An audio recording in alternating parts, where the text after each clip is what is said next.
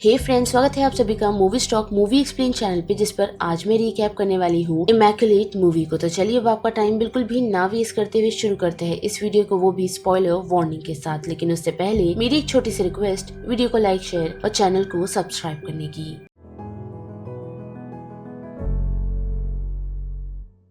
Film की शुरुआत हमें सिस्टर मैरी से दिखाई जाती है, जो सुपीरियर के बेडरूम से चाबी चुरा रही होती है ताकि वो इस कॉन्वेंट से भाग सके। पर अफसोस ऐसा होता नहीं, क्योंकि हम तीन हुडेड फिगर लोगों को देख सकते हैं जो उसके पास पहुंच न सिर्फ उसे बेदर्दी से वहां से पकड़ते हैं, बल्कि उसकी आंख एक कॉफिन में खुलती है जहां से वो निकलने की काफी हेल्प मांगती है। पर अफसोस उसकी हेल्प के लिए कोई नहीं आता। जिसके बाद ये सीन मूव होता है सिस्टर सिसिलिया की तरफ, जिसने काफी कम उम्र में नन बनना चुना, वो भी बर्फीले लेक में डूबने के बाद, जिसे मृत तो घोषित कर दिया गया था, लेकिन वो फिर से जी उठी। और तब से ही उसका ये मानना है कि गॉड ने उसे किसी पर्पस के लिए जिंदा रखा है। जिसके साथ साथ उसे एक इनविटेशन मिला है, वो भी फादर सेल टेडेस्की की तरफ से, वो भी काफी बड़े कॉन्वेंट का, जो कि इटली में है, और वहाँ मरती हुई नन्स की देखभाल की जाती है। जिस इनविटेशन को वो एक्सेप्ट कर उस कॉन्वेंट में पहुंच जाती है, और वहाँ हम देख पाते हैं कि उसकी दोस्ती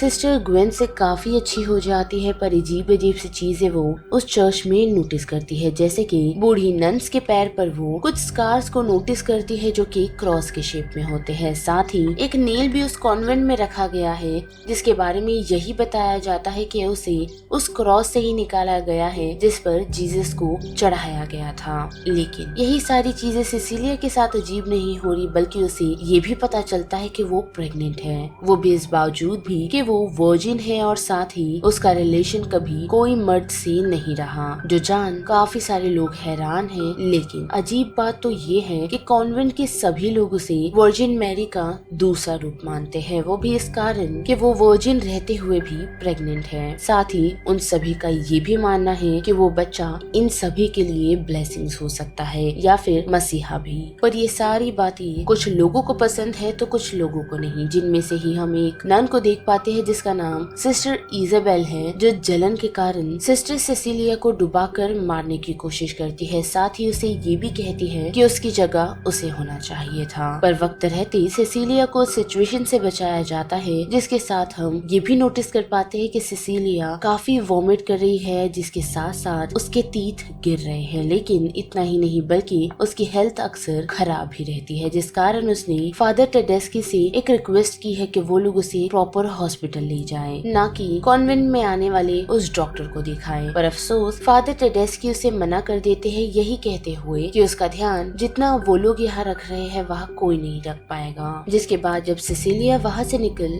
बाहर की तरफ आती है, तो वो देख पाती है कि इजाबेल ने कॉन्वेंट के रूफ से कूद खुद की जान ले ली है, जो देख वो काफी ही शौक है। वही बात करे ग्वेन की, तो वो कॉन्वेंट के सुपीरियर को टॉन्ट कर रही है, और साथ ही ये भी कह रही है कि क्या अभी भी उन लोगों की आंखें बंद है। लेकिन वो कुछ और कहे उससे पहले ही फादर टेडेस्की और उसके कुछ लोग सिस्टर ग्वेन को वहाँ से ले जाते हैं। और फिर रात के वक्त हम देख पाते हैं कि सिसिलिया जब ड्रॉवर ओपन करती है, तो उसमें से उसे एक फाइल मिलती है, जिसके अंदर इंफॉर्मेशन देख वो काफी हैरान है, क्योंकि उसमें एक एक्सीडेंट के बारे में लिखा है जो उसके साथ बचपन में हुआ था। पर वो उसे ज्यादा नहीं पढ़ती, क्योंकि उसे किसी लड़की के चिल्लाने की आवाज आती है, जिस कारण उस आवाज को फॉलो करते हुए वो एक जगह पहुंचती है और देख पाती है कि वही हुडेड फिगर वाले लोग सिस्टर ग्वेन की टंग को कट कर देते हैं। लेकिन उसी के साथ सिसिलिया जब वहाँ से निकलने की कोशिश कर रही होती है, तो वहाँ वो एक बूढ़ी लेडी को देख पाती है जो उसे शांत रहने के लिए कहती है, जिसे देख सिसिलिया वहाँ से जाने की बात करती है। पर वो एल्डर यानी कि वही बूढ़ी लेडी उसे यही कहती है कि यहाँ आया हुआ शख्स यहाँ से कभी जा नहीं सकता। और फिर दूसरे दिन हम देख पाते हैं कि सिसिलिया अपने कमरे में जोर जोर से चिल्ला रही है, जिसे चेक करने के लिए मदर सुपीरियर और साथ ही फादर टेडेस्की पहुंचते हैं। वो दोनों देख पाते हैं कि सिसिलिया का काफी खून निकल चुका है, जिस कारण घबराते हुए फादर टेडेस्की सिसिलिया को पास के हॉस्पिटल ले जाने का डिसाइड करते हैं, जिसके लिए उन्होंने उसे कार में डाल दिया है। लेकिन रास्ते में जाते हुए उन्हें मदर सुपीरियर का कॉल आता है, जिसके बाद हमें अब फादर टेडेस्की को ये पता चलता है है कि सिस्टर सिसिलिया ने उन सभी को धोखा दिया है। साथ ही उसने ऐसा दिखाया कि उसका मिसकैरेज हो गया, लेकिन उसने असल में एक मुर्गी को काट ये सारा सिनेरियो क्रिएट किया था। जो चीजें सिस्टर सिसिलिया की भी समझ आ जाती है और वो वहाँ से भागने की कोशिश करती है, पर अफसोस वहाँ से वो बचकर निकल नहीं पाती क्योंकि फादर टेडेस्की और फादर एंजो से पकड़ वापस कॉन्वेंट ले आते हैं, जिसके बाद उसे एक चेयर से बांधा जाता है और फिर फादर टेडेस्की उसे बताते हैं कि प्रीस्ट बनने से पहले वो एक जेनेटिसिस्ट थे, जिस कारण उन्हें कुछ सैंपल्स मिले, वो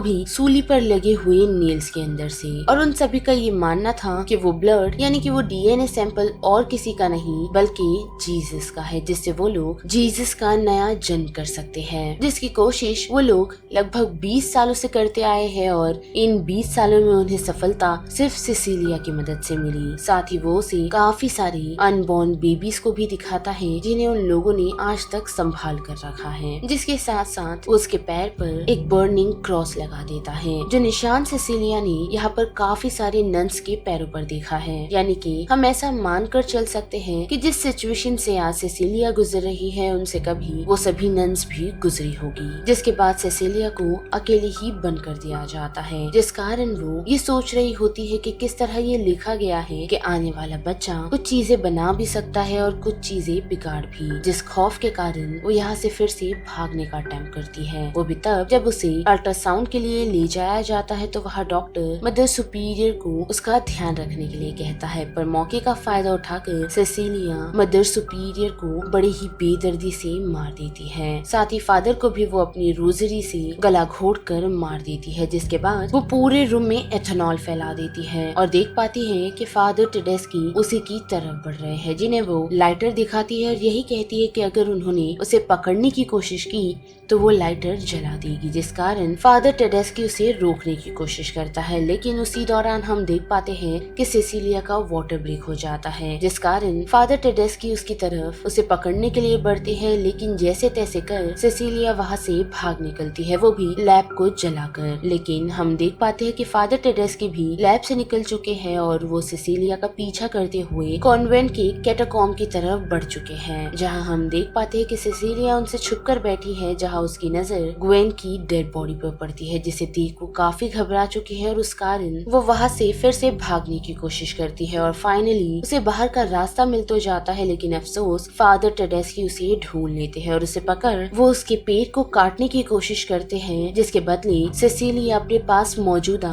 उसी नेल से यानी कि सूली पर चढ़े हुए नेल्स की मदद से उन्हें स्टैब कर उनकी जान ले लेती है, जिसके बाद उस कैटाकॉम्ब से निकलते ही वो बच्चे को जन्म देती है और जन्म देते ही वो अम्बिलिकल कॉर्ड को खुद के दांतों से काटती है और बच्चा देख काफी हैरान रहती है, जिसे कैमरा पर तो नहीं दिखाया गया लेकिन हम काफी डिस्टर्बिंग नॉइज और सांस लेते हुए बच्चे की आवाज सुन सकते हैं, जिस कारण सिसिलिया पास में ही पड़ी एक काफी बड़े रॉक को उठाती है और उसे से बच्चे का खात्मा कर देती है, जो सीन हमें कैमरे पर नहीं दिखाया गया और यहीं पर फिल्म खत्म हो जाती है, जिस बारे में अब आप सभी की क्या राय बनती है उसे लेकर आप मुझे कमेंट सेक्शन में बता सकते हो। साथ ही वीडियो पसंद आई तो वीडियो को लाइक शेयर और चैनल को सब्सक्राइब करना मत भूलिएगा। बाकी मैं मिलूंगी आपको फिर किसी मूवीज या सीरीज के रिकैप के साथ, तब तक के लिए आप movie stock movie explain channel के बाकी वीडियोस को एंजॉय कीजिए। Till then bye.